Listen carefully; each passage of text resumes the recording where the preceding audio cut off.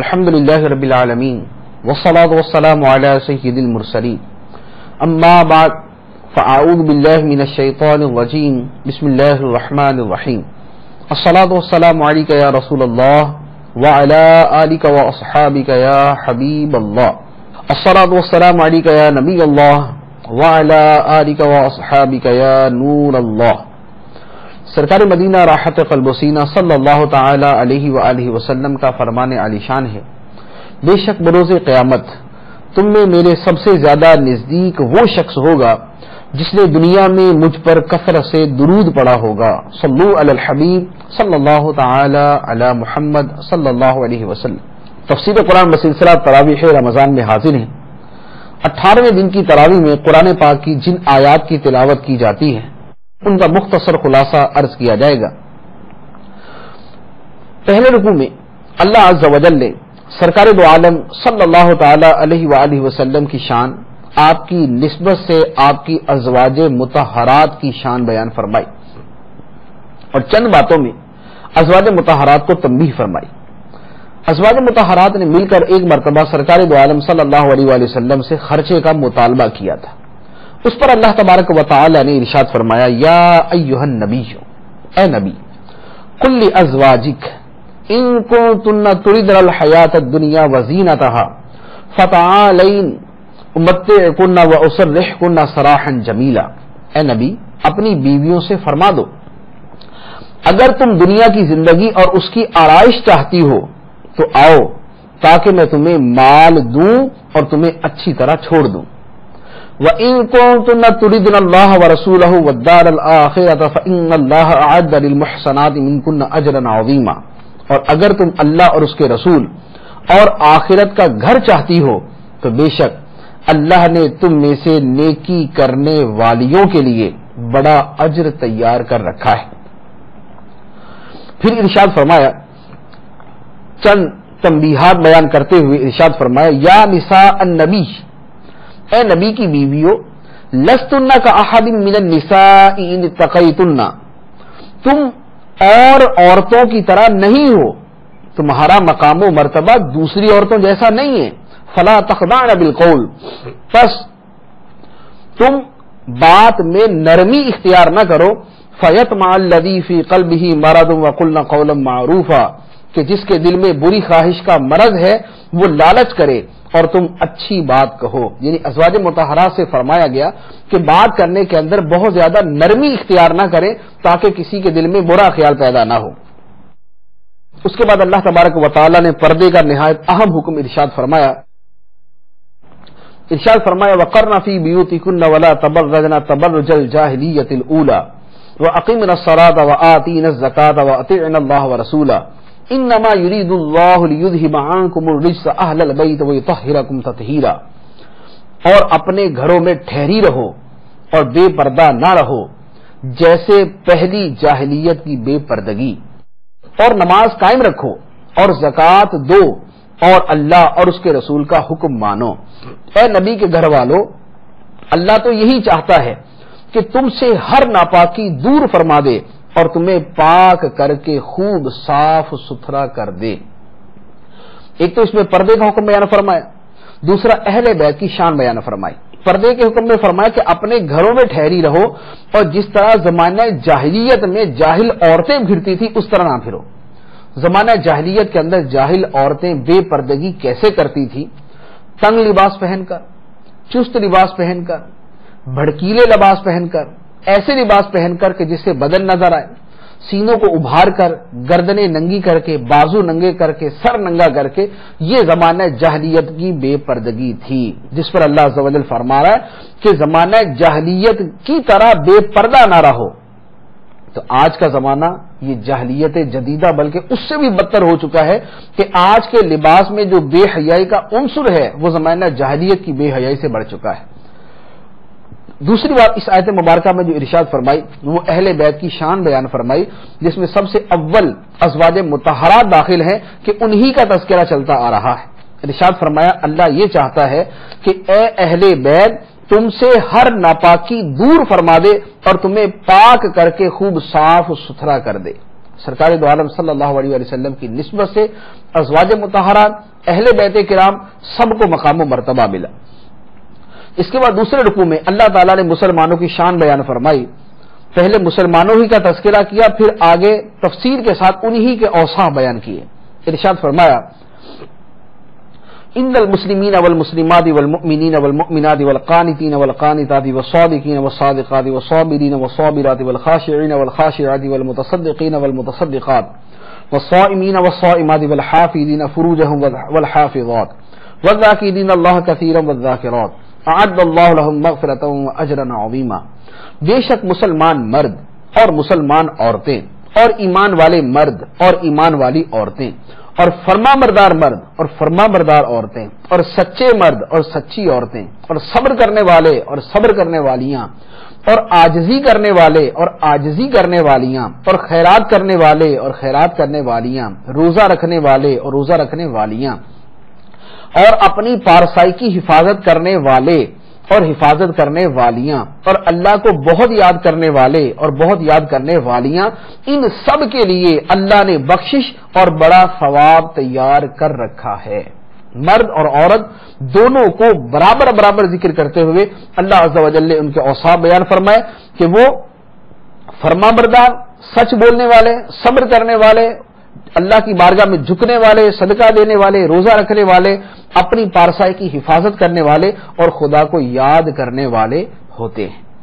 اس کے بعد اللہ تعالیٰ نے نبی کریم صلی اللہ تعالی علیہ وآلہ وسلم کے فیصلے کی عظمت کو بیان فرمایا، ارشاد فرمایا اور کسی مسلمان مرد اور عورت کے لیے یہ جائز نہیں کہ جب اللہ اور اس کا رسول کسی بات کا فیصلہ فرما دیں تو انہیں اپنے معاملے کا کچھ اختیار باقی رہے۔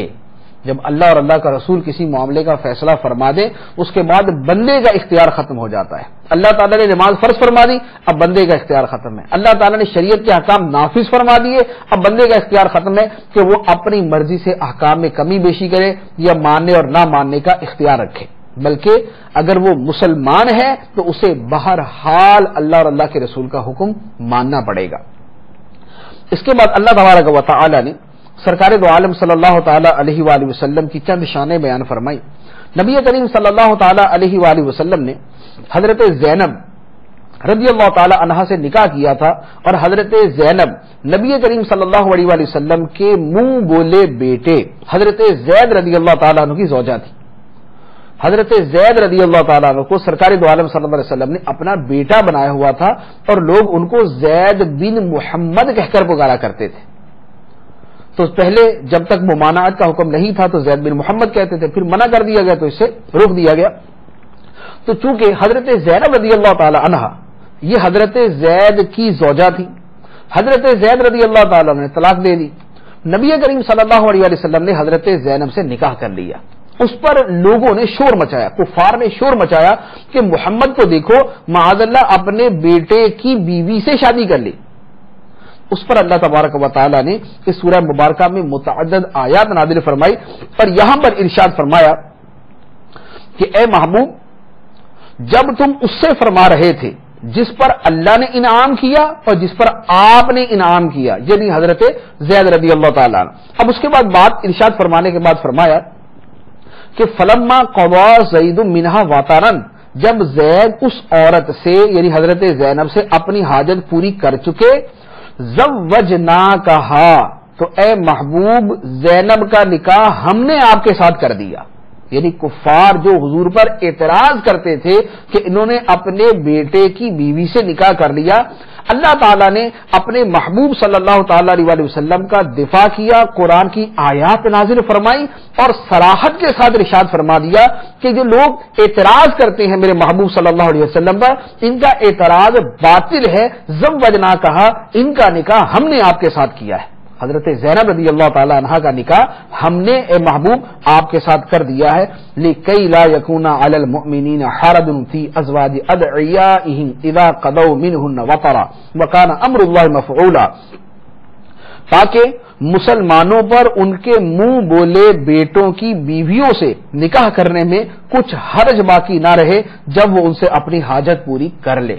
تو جیسے اگر کسی نے کوئی بچہ گود لیا ہوا ہو، اس گود لیے ہوئے بچے نے اگر کسی سے شادی کی اور پھر طلاق کی نوبت آ گئی، تو یہ جو گود لینے والا ہے، جس کو عرف کے اندر باپ کہا جاتا ہے لیکن حقیقت میں وہ پرورش کرنے والا اور اس کا گارڈین ہوتا ہے، یہ اس عورت سے نکاح کر سکتا ہے جو منہ بولے بیٹے کی بیوی ہے۔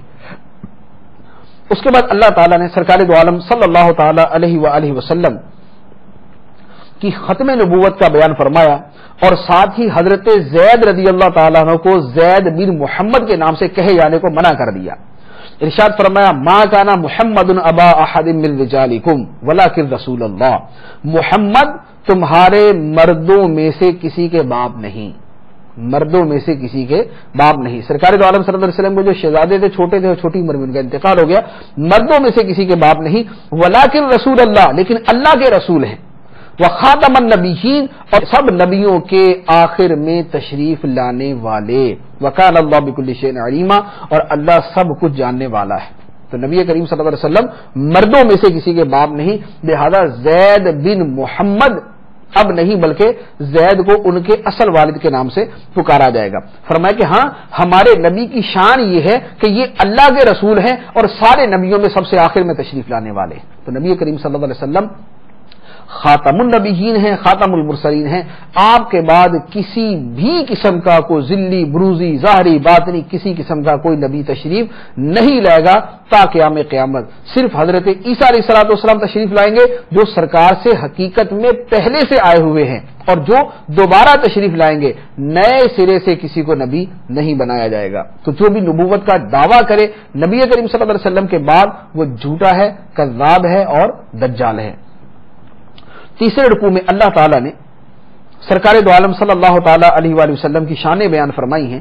ارشاد فرمایا یا ایھا النبی انا ارسلناک شاہدا ومبشرا ونذیرا وداعیا الی اللہ باذنہ وسراجا منیرا، اے نبی بے شک ہم نے تمہیں ہر چیز کا مشاہدہ فرمانے والا اور خوشخبری دینے والا اور ڈر سنانے والا اور اللہ کی طرف اس کے حکم سے بلانے والا اور چمکا دینے والا آفتاب بنا کر بھیجا۔ یہ سرکار دو عالم صلی اللہ علیہ وسلم کی شان اللہ تعالیٰ خود بیان فرماتا ہے کہ حضور حاضر و ناظر ہیں، ہر چیز کا مشاہدہ فرمانے والے ہیں اور خوشخبری دینے والے ہیں، ڈر سنانے والے ہیں، اللہ کی طرف بلانے والے ہیں اور چمکا دینے والے سورج ہیں، ہدایت کے نور ہیں، چمکا دینے والے سورج ہیں۔ اس کے بعد نبی کریم صلی اللہ تعالی علیہ وآلہ وسلم کے نکاح کے حوالے سے اللہ تعالیٰ نے متعدد وہ احکام عطا فرمائے جو خاص ہیں سرکار دو عالم صلی اللہ علیہ وسلم کے ساتھ۔ جیسے عام مسلمانوں کے لیے صرف یہ جائز ہے کہ ایک وقت میں 4 تک نکاح وہ کر سکتے ہیں، ایک وقت میں 4 تک نکاح کر سکتے ہیں، لیکن نبی کریم صلی اللہ تعالی علیہ وآلہ وسلم کے لیے 4 سے زیادہ نکاح کرنا بھی جائز تھا۔ اللہ تعالیٰ نے ان آیات کے اندر اسی کا بیان فرمایا، اور پھر اس میں کلی اختیار نبی کریم صلی اللہ تعالی علیہ وآلہ وسلم کو عطا فرمایا، جس کی تفسیر خود آیات کے اندر موجود ہے چند قیودات کے ساتھ۔ اس کے بعد چوتھے رکوع میں پھر سرکار دو عالم صلی اللہ تعالی علیہ وآلہ وسلم کی بارگاہ کے آداب اللہ تبارک و تعالی نے سکھائے۔ بارگاہ کے آداب کیا سکھائے؟ فرمایا یا ایھا الذین آمنوا لا تدخلوا بیوت النبی الا ان یؤذن لکم الی طعام غیر ناظرین اناء ولکن اذا دعیتم فادخلوا فاذا طعمتم فانتشروا ولا مستأنسین لحدیث ان ذلکم کان یؤذی النبی فیستحیی منکم واللہ لا یستحیی من الحق۔ ارشاد فرمایا اے ایمان والو، نبی کے گھر میں، نبی کے گھروں میں نہ حاضر ہو جب تک تمہیں کھانے وغیرہ کی طرف اجازت نہ دے دی جائے۔ یوں نہیں کہ خود ہی اس کے پکنے کا انتظار کرتے رہو، ہاں جب تمہیں بلایا جائے تو آ جاؤ، داخل ہو جاؤ، پھر جب کھانا کھا لو تو چلے جاؤ، اور یہ نہ ہو کہ باتوں سے دل بہلاتے ہوئے بیٹھے رہو۔ بے شک یہ بات نبی کو ایذا دیتی تھی، لیکن وہ تمہارا لحاظ فرماتے تھے اور اللہ حق بیان فرمانے سے شرماتا نہیں۔ ارشاد فرمایا کہ اے ایمان والو، اے صحابہ، جب تک حضور تمہیں خود نہ بلائیں سرکار کے گھر میں داخل نہ ہو۔ اور دوسری بات فرمائی کہ یہ نہ ہو کہ کھانا پک رہا ہے تم انتظار میں بیٹھے ہوئے، ایسا نہیں، کھانا پک جائے، نبی کریم صلی اللہ علیہ وسلم تمہیں طلب فرمائیں تو جانا، اور جب کھانا کھا چکو تو پھر وہاں پر بیٹھ کر آپس میں باتیں نہیں کرتے رہنا، بلکہ فرمایا کہ جب کھانا کھا چکو تو اٹھ جاؤ۔ کیوں؟ اس لیے کہ تم بیٹھے رہتے ہو اور نبی چاہتے تو ہیں کہ تم اٹھ کر چلے جاؤ، لیکن تمہارا لحاظ فرماتے ہیں۔ تمہارا لحاظ فرما کر تمہیں کہتے نہیں ہیں کہ اٹھ کے چلے جاؤ. تو نبی تو تمہارا لحاظ فرماتے ہیں, لیکن اللہ حق بیان فرمانے سے نہیں شرماتا. اللہ تمہیں حکم دیتا ہے کہ میرے نبی کی تعظیم اور ان کے آرام کی خاطر جب تم کھانا کھا چکو تو اٹھ کر چلے جایا کرو. سرکار دو عالم صلی اللہ علیہ وسلم کی بارگاہ کے اتنے آداب اللہ تبارک و تعالی ارشاد فرماتا ہے. فرمایا ان ذالکم کان یؤذی النبی, تمہاری یہ باتیں نبی کو ایذا دیتی تھی. فیستحیی منکم, لیکن وہ تمہارا لحاظ فرماتے تھے. واللہ لا یستحیی من الحق, لیکن اللہ تعالی حق بیان فرمانے میں حیا نہیں فرماتا. وہ حکم بیان فرماتا ہے کہ تم کھا کر چلے جایا کرو. اس کے بعد ایک اور حکم تا قیام قیامت اللہ تعالیٰ نے ارشاد فرما دیا. فرمایا وما کان لکم ان تؤذوا رسول اللہ, اے لوگو تمہارے لیے حلال نہیں کہ تم اللہ کے رسول کو ایذا دو, اللہ کے رسول کو تکلیف دو, تمہارے لیے حلال نہیں. ولا ان تنکحوا ازواجہ من بعدہ ابدا, اور نہ تمہارے لیے یہ حلال ہے کہ نبی کے بعد ان کی بیویوں سے نکاح کرو. نبی کے بعد ان کی بیویوں سے نکاح کرنا اللہ تعالیٰ نے تا قیام قیامت حرام فرما دیا سرکار دو عالم صلی اللہ تعالی علیہ وآلہ وسلم کی عظمت و شان کی خاطر. اس کے بعد اللہ تعالیٰ نے مشہور آیت مبارکہ آیت درود بیان فرمائی. ان اللہ وملائکتہ یصلون علی النبی یا ایھا الذین آمنوا صلوا علیہ وسلموا تسلیما, بے شک اللہ اور اس کے فرشتے نبی پر درود بھیجتے ہیں. اے ایمان والو ان پر درود اور خوب سلام بھیجو, ان پر درود اور خوب سلام بھیجو. اس کے بعد ارشاد فرمایا, پھر سرکار دو عالم صلی اللہ علیہ وسلم کی شان بیان فرمائی. فرمایا بے شک وہ لوگ جو اللہ اور اللہ کے رسول کو ایذا دیتے ہیں, تکلیف دیتے ہیں, ان پر دنیا اور آخرت میں اللہ نے لعنت فرما دی ہے, اور ان کے لیے اللہ نے رسوا کر دینے والا عذاب تیار کر رکھا ہے. جو اللہ اور اللہ کے رسول, ان الذین یؤذون اللہ ورسولہ, بے شک جو اللہ اور اللہ کے رسول کو ایذا دیتے ہیں اللہ نے ان پر لعنت کر دی دنیا اور آخرت میں. وأعد لهم عذابا مہینا, اور ان کے لیے رسوا کر دینے والا عذاب تیار کر رکھا ہے. اس کے بعد 5ویں رکوع میں اللہ تعالیٰ نے پردے کا حکم بیان فرمایا. ارشاد فرمایا یا ایھا النبی قل لأزواجک وبناتک ونساء المؤمنین یدنین علیہن من جلابیبہن ذالک ادنی ان یعرفن فلا یؤذین وکان اللہ غفورا رحیما. اے نبی اپنی بیویوں اور اپنی صاحبزادیوں اور مسلمانوں کی عورتوں سے فرما دو کہ اپنی چادروں کا ایک حصہ اپنے منہ پر ڈالے رکھے. اپنی بیویوں سے فرما دے, اپنی صاحبزادیوں سے فرما دے, شہزادیوں سے, اور مسلمان عورتوں سے فرما دیں کہ اپنی چادروں کا ایک حصہ اپنے منہ پر ڈالے رکھیں. یہ قرآن کا کتنا صریح حکم ہے کہ چہرے کے پردے کے حوالے سے بھی تاکید فرمائی اور اس کی بھی رہنمائی فرمائی کہ اپنی چادروں کا ایک حصہ اپنے منہ پر ڈالے رکھیں. اس کے بعد اللہ تبارک و تعالی نے منافقوں کا پھر کافروں کا ذکر کیا. 6 رکوع کے اندر اللہ تعالی نے ارشاد فرمایا اے ایمان والو اللہ سے ڈرو اور سیدھی بات کہا کرو. یا ایھا الذین آمنوا اتقوا اللہ وقولوا قولا سدیدا, اے ایمان والو اللہ سے ڈرو اور سیدھی بات کہا کرو. خلاف شریعت بات اور ٹیڑھی مڑی بات اس کے کرنے سے شریعت نے منع کیا. فرمایا کہ سیدھی بات کہا کرو. یصلح لکم اعمالکم ویغفر لکم ذنوبکم ومن یطع اللہ ورسولہ فقد فاز فوزا عظیما.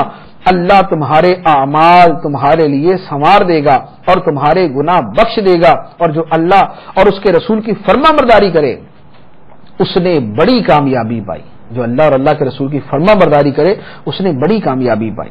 اس کے بعد فرمایا انا عرضنا الامانۃ علی السماوات والارض والجبال فابین ان یحملنها واشفقن منها وحملها الانسان انه كان ظلوما جهولا.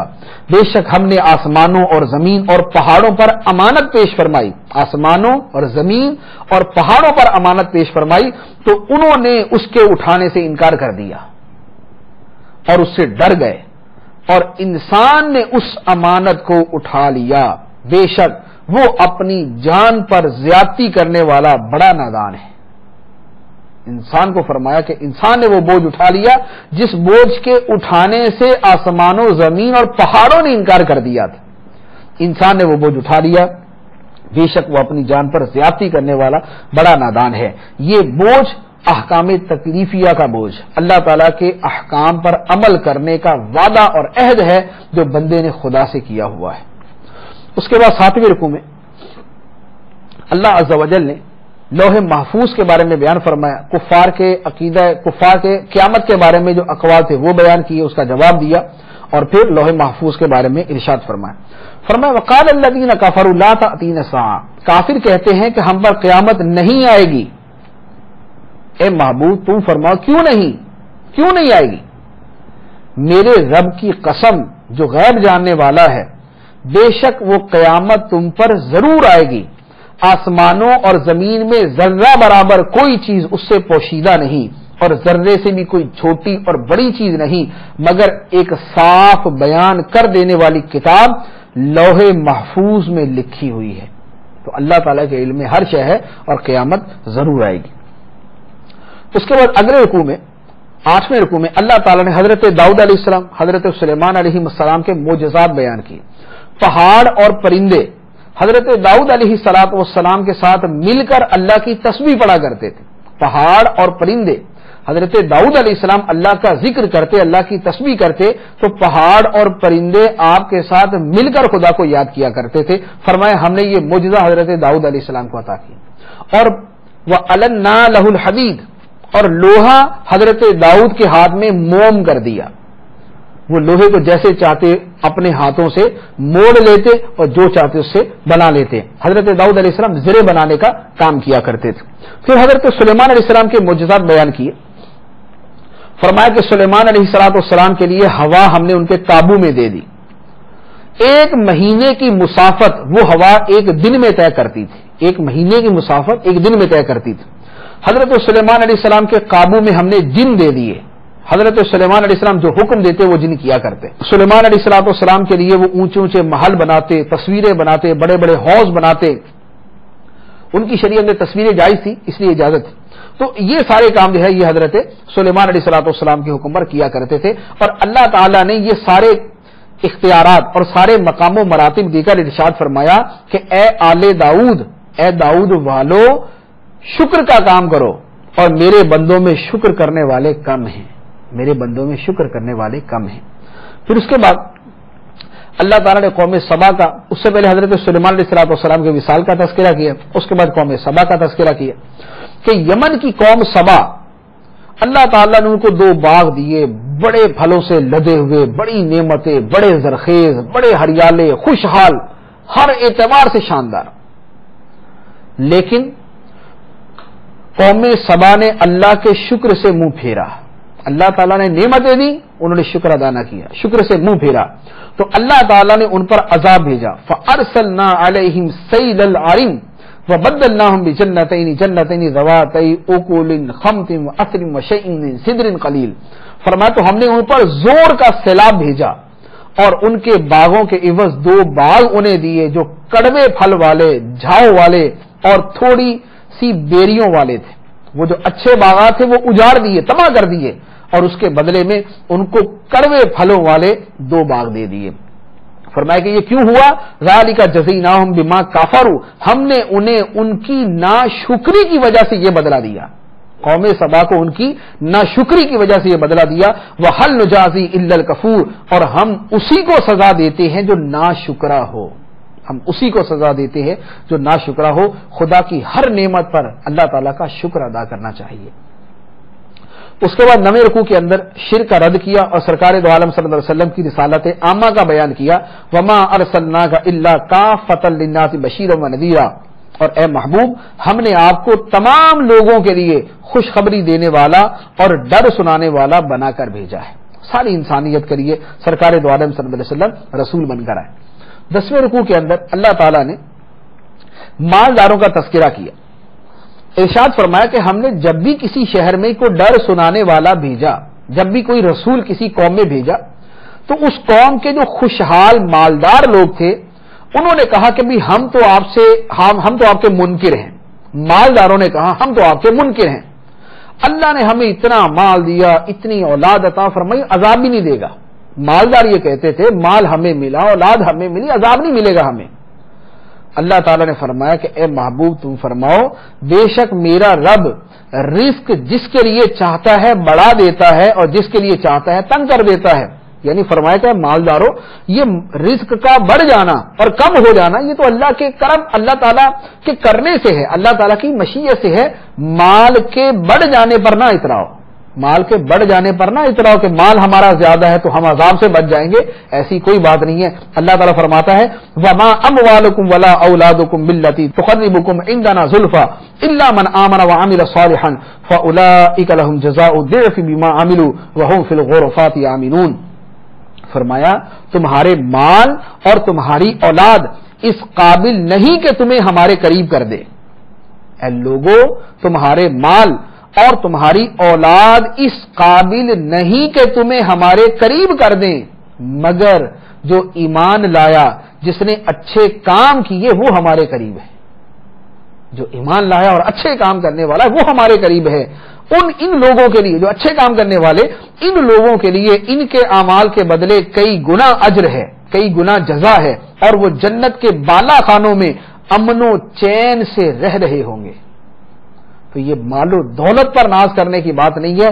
غریب آدمی ہے, 2 وقت کی روٹی اس کو میسر نہیں, بڑی تنگی کے ساتھ گزارا, پھٹے پرانے کپڑے پہنے ہوئے, تو غریب و تنگ دست ہے, بے حال ہے, لیکن سچا ایمان والا ہے, نیک کام کرنے والا ہے, نمازی ہے, پرہیزگار ہے, خوف خدا رکھنے والا ہے, خدا کی بارگاہ میں یہ مقبول ہے. اور وہ اربوں خربوں پتی آدمی کہ جس کی مال و دولت کی انتہا کوئی نہ ہو وہ خدا کی بارگاہ میں مقبول نہیں. تو دار و مدار ایمان اور اچھے کاموں پر ہے, نیک اعمال پر ہے, مال پر اور اولاد پر نہیں. اس کے بعد 12ویں رکوع میں سرکار دو عالم صلی اللہ علیہ وسلم کی شان بیان فرمایا کہ اے محبوب تم فرماؤ اے لوگو میں تمہیں ایک نصیحت کرتا ہوں, تم اللہ کے لیے کھڑے رہو, 2 ہو کر اکیلے تم کھڑے ہو جاؤ, پھر تم غور کرو تو تمہیں پتا چل جائے گا کہ تمہارے ساتھی یعنی محمد صلی اللہ علیہ وسلم میں جنون کی کوئی بات نہیں. کفار معاذ اللہ یہ اعتراض کرتے تھے کہ معاذ اللہ سرکار دو عالم صلی اللہ علیہ وسلم مجنون ہیں.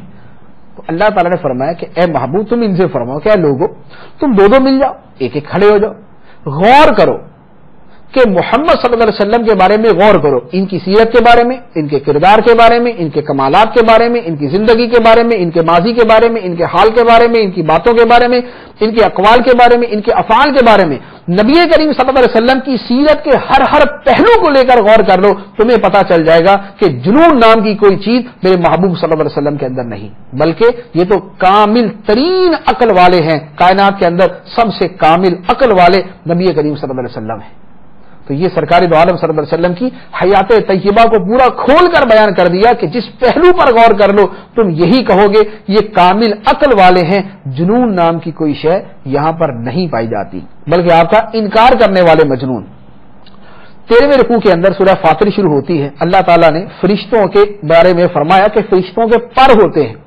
فرمایا الحمدللہ فاطر السماوات والارض جاعل الملائکۃ رسلا اولی اجنحۃ مثنی وثلاث ورباع یزید فی الخلق ما یشاء ان اللہ علی کل شیء قدیر. تمام تعریفیں اللہ کے لیے ہیں جو آسمانوں اور زمین کا بنانے والا ہے, فرشتوں کو رسول بنانے والا ہے جن کے 2 3 4 پر ہیں, 2 3 4 پر ہیں. پیدائش میں جو چاہتا ہے بڑھا دیتا ہے, بے شک اللہ ہر چیز پر قادر ہے. تو فرشتوں کے پر ہوتے ہیں 2 4 زیادہ بھی ہوتے ہیں.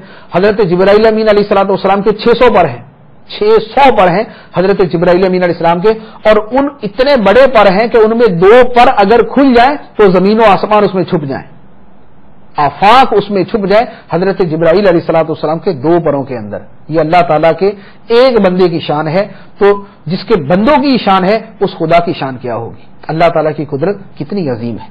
اس کے بعد اللہ تعالیٰ تمام لوگوں کو مخاطب کر کے فرماتا ہے یا ایھا الناس, اے لوگو ان وعد اللہ حق, بے شک اللہ کا وعدہ سچا ہے. فلا تغرنکم الحیات الدنیا ولا یغرنکم باللہ الغرور, تو ہرگز دنیا کی زندگی تمہیں دھوکہ نہ دے اور ہرگز وہ بڑا فریبی شیطان تمہیں اللہ کے بارے میں فریب نہ دے. دنیا کی زندگی تمہیں دھوکہ نہ دے اور ہرگز وہ بڑا فریبی یعنی شیطان تمہیں اللہ کے بارے میں فریب نہ دے. بے شک شیطان تمہارا دشمن ہے تو تم بھی اس کو دشمن سمجھو, تو وہ اپنے گروہ کو اسی لیے بلاتا ہے تاکہ وہ گروہ والے بھی دوزخیوں میں سے ہو جائیں۔ کتنی صراحت، کتنی وضاحت، کتنی تفصیل کے ساتھ بیان کر دیا کہ اللہ کا وعدہ سچا ہے، دنیا کی زندگی تمہیں دھوکہ نہ دے، اور دھوکہ دینے والا بڑا فریبی شیطان وہ تمہیں اللہ کے بارے میں دھوکہ نہ دے، وہ تمہارا دشمن ہے، فاتخذوہ عدوا، تم بھی اس کو دشمن سمجھو۔ اس سے بڑھ کے اور کیا تفسیر اور صراحت کے ساتھ بیان ہو سکتا ہے؟ اللہ تعالی ہمیں عمل کی توفیق عطا فرمائے۔ 14ویں رکوع کے اندر اللہ تعالیٰ نے ارشاد فرمایا من کانا یرید العزت فللہ العزت جمیعا، جو عزت کا طلبگار ہو تو جان لے کہ تمام عزتیں اللہ کی ملک میں ہیں۔ لوگوں سے عزت طلب نہ کرو، تمام عزتوں کا مالک اللہ ہے، اسی کی طرف پاکیزہ کلام بلند ہوتا ہے اور نیک عمل کو وہ اپنی بارگاہ کی طرف بلند کرتا ہے، اور وہ لوگ جو برے مکر و فریب کرتے ہیں ان کے لیے سخت عذاب ہے اور ان کا مکر و فریب برباد ہوگا۔ اس کے بعد اللہ تعالیٰ نے اپنی قدرت، انسان کی تخلیق، سمندروں کے اندر خدا کی قدرت، سمندروں میں خدا کی نعمتیں، سورج چاند دن رات، یہ ساری نعمتیں اپنے احسان کے طور پر بیان فرمائیں۔ 15ویں رکوع میں اللہ تعالیٰ فرماتا ہے یا ایھا الناس انتم الفقراء الی اللہ، اے لوگوں تم سب اللہ کے محتاج ہو، اے لوگوں تم سب اللہ کے محتاج ہو، واللہ هو الغنی الحمید، اور وہ اللہ بے نیاز ہے، تمام خوبیوں والا ہے۔ یشاء یذہبکم یأتی بخلق جدید، اگر وہ چاہے تو وہ تمہیں دنیا سے لے جائے اور نئی مخلوق لے آئے، وما ذلک علی اللہ بعزیز، اور یہ اللہ پر کچھ دشوار نہیں، تم سب کو لے جائے، فنا کر دے اور دوسری مخلوق کو لے آئے، نئی مخلوق لے آئے، اور یہ اللہ پر کوئی دشوار نہیں۔ تو تمہیں اللہ تعالیٰ نے مہلت دی ہے، تم اس مہلت سے فائدہ اٹھا لو۔ اس کے بعد اللہ تبارک و تعالیٰ نے 16ویں رکوع میں ارشاد فرمایا بے شک وہ لوگ جو اللہ کی کتاب کی تلاوت کرتے ہیں، نماز قائم رکھتے ہیں، ہمارے دیے ہوئے رزق میں سے پوشیدہ اور اعلانیہ کچھ ہماری راہ میں خرچ کرتے ہیں، وہ ایسی تجارت کے امیدوار ہیں جو ہرگز تباہ نہ ہوگی۔ جو نماز پڑھنے والا، جو اللہ کی کتاب کی تلاوت کرنے والا، نماز پڑھنے والا، راہ خدا میں خرچ کرنے والا، وہ ایسی تجارت کر رہا ہے جو تجارت کبھی تباہ نہ ہوگی بلکہ نفع ہی نفع لے کر آئے گی۔ کتاب اللہ کی تلاوت کرنا، قرآن کی تلاوت کرنا، نماز پڑھنا، راہ خدا میں خرچ کرنا، یہ بڑی برکت والی تجارت، نیکیوں کی تجارت، یہ ثواب کی تجارت، یہ اجر کی تجارت۔ اس کے بعد اللہ تعالیٰ نے جنتیوں کا بیان فرمایا کہ جو نیکیوں میں سبقت لے جانے والے ہیں، اللہ تعالیٰ ان کو ایسے باغات دے گا جن میں داخل ہوں گے، یحلون فیہا من اساور من ذہب ولؤلؤا ولباسهم فیہا حریر، انہیں ان باغوں میں سونے کے کنگن اور موتی پہنائے جائیں گے اور وہاں ان کا لباس ریشمی ہوگا۔ جنتیوں کو جنت میں سونے کے کنگن اور موتی پہنائے جائیں گے اور ریشم کا لباس پہنایا جائے گا، اور وہ جنتی خدا کی بارگاہ میں عرض کریں گے الحمدللہ الذی اذھب عنا الحزن ان ربنا لغفور شکور، اور وہ کہیں گے سب خوبیاں اس اللہ کے لیے جس نے ہم سے غم دور کر دیا، بے شک ہمارا رب بخشنے والا، قدر فرمانے والا ہے، وہ قدر کرتا ہے نیک اعمال کرنے والوں کی۔ اس کے بعد جہنمیوں کا تذکرہ ہے۔ اس کے بعد اللہ تعالیٰ نے کفار کی مذمت بیان فرمائی، فرمایا فمن کافر فعلیہ کفر ولا یزید الکافرین کفرهم عند ربهم الا مقتا ولا یزید الکافرین کفرهم الا خسارا، فرمایا کہ جو کفر کرے تو اس کے کفر کا وبال اسی پر ہے، اور کافروں کا کفر ان کے رب کے پاس غضب ہی کو بڑھاتا ہے، اور کافروں کا کفر ان کے نقصان میں ہی اضافہ کرتا ہے۔ اس کے بعد اللہ تبارک و تعالی نے فرمایا کہ زمین میں چل پھر کر پہلے لوگوں کا انجام دیکھو اور عبرت حاصل کرو۔ پھر اس کے بعد فرمایا کہ اگر اللہ لوگوں کے اعمال کی وجہ سے ان کو دنیا میں پکڑ لے تو دنیا میں بسنے والا کوئی باقی نہ رہے۔ اگر لوگوں کے گناہوں کی وجہ سے اللہ تعالیٰ لوگوں کو دنیا میں پکڑ لے تو دنیا میں بسنے والا کوئی انسان باقی نہ رہے۔ وَلَٰكِن يُؤَخِّرُهُمْ إِلَىٰ أَجَلٍ مُّسَمًّى، لیکن اللہ تعالیٰ ایک مقررہ مدت تک لوگوں کو ڈھیل دیتا ہے، لوگوں کو ایک مقررہ مدت تک ڈھیل دیتا ہے۔ فَإِذَا جَاءَ أَجَلُهُمْ، جب وہ مدت آ جائے گی، فَإِنَّ اللَّهَ كَانَ بِعِبَادِهِ بَصِيرًا، تو بے شک اللہ اپنے تمام بندوں کو دیکھ رہا ہے۔ وہ مقررہ مدت آئے گی پھر حساب کتاب ہوگا، اور وہ مقررہ مدت قیامت کا دن ہے، جب تک مہلت ملی ہوئی ہے قیامت کے دن ایک ایک عمل کا حساب ہوگا۔ اللہ تبارک و تعالی ہمیں اپنے فرما بردار بندوں میں شامل فرمائے اور ہمیں گناہوں سے بچنے کی توفیق عطا فرمائے، نیکیوں سے محبت عطا فرمائے، آمین بجاہ النبی الامین صلی اللہ تعالی علیہ وسلم۔